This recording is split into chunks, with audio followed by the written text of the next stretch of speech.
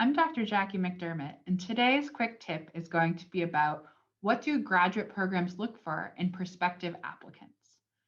First, graduate programs look for strong letters of recommendation. So I'd really encourage you, if you're applying for a PhD, try to get a letter of recommendation from someone who also has a PhD and can speak to your strengths and weaknesses. Graduate programs also look for research or related experience. So definitely try to get into the research lab as an undergraduate. And if you can't get paid to do it, then volunteer to help or get some additional research credit or undergraduate credit working in a lab. Graduate programs really look for whether or not you know your motivation for pursuing that master's degree or that PhD. So talk to current graduate students to figure out why they went. Are you interested in a career in academia or national labs or industry? And do you need that master's or do you need that PhD? Know your motivation.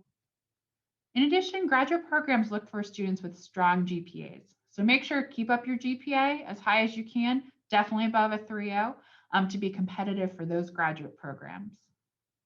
Graduate programs also sometimes require the GRE. Now with the pandemic, some programs are waiving it, but we don't know yet whether or not it's going to continue to be waived going into the future. So make sure you're keeping up with your courses, and if you need to take the GRE, make sure you're preparing for that GRE.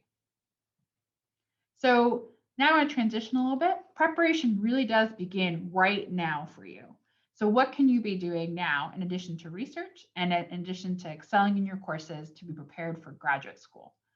I'd encourage you to start an Excel document, start reviewing institutional websites, stay organized, and list out all the information that you need to apply for a specific graduate program of your choice.